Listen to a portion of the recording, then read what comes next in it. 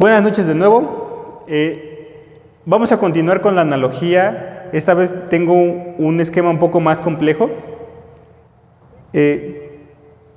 Quiero enfatizar que esta tubería nos representa una línea de potencia, es decir, un cable de los que están en las subestaciones, que alimentan de energía eléctrica a un pequeño poblado o una ciudad. ¿Ok? Vamos a retomar nuestro concepto de presión para determinar la cantidad o para determinar la medición del voltaje que aparece en la línea de potencia. Y como este conductor o este conducto nos va a representar también al transformador, voy a agregar aquí que tengo un émbolo.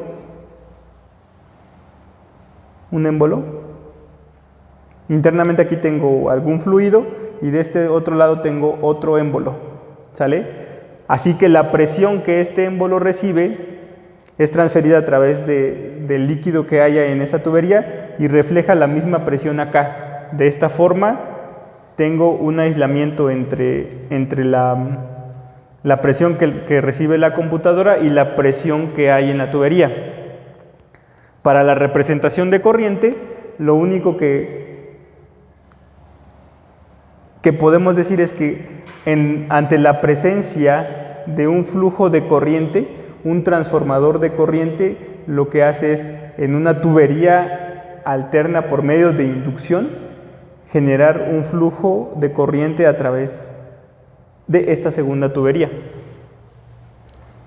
Así que tenemos, por un lado, el TC representado con una tubería alterna que tiene una corriente proporcional a la corriente de la línea principal y un transformador de potencial que nos transforma la presión que hay en la tubería principal a una presión más pequeña en una segunda tubería alterna.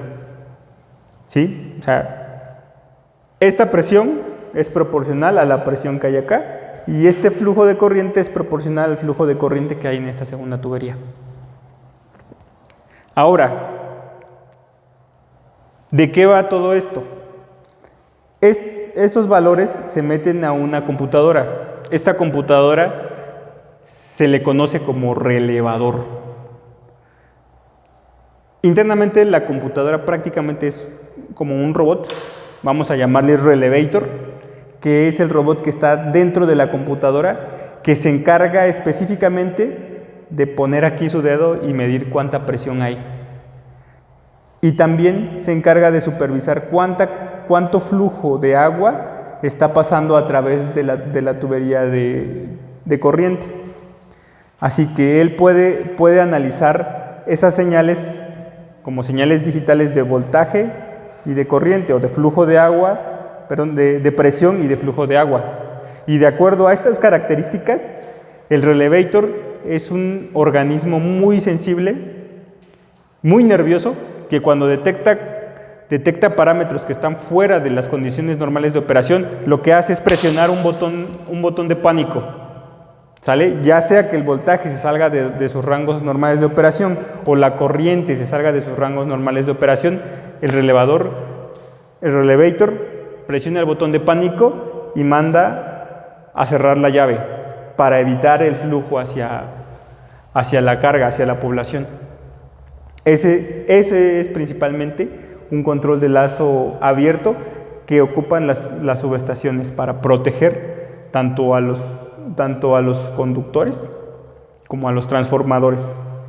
O sea, principalmente cuando hay una falla, cuando hay un exceso de corriente que la tubería no podría soportar, es cuando el relevator debe de mandar la orden para que se interrumpa la operación del sistema, para que se interrumpa la transferencia de energía. Eso es todo.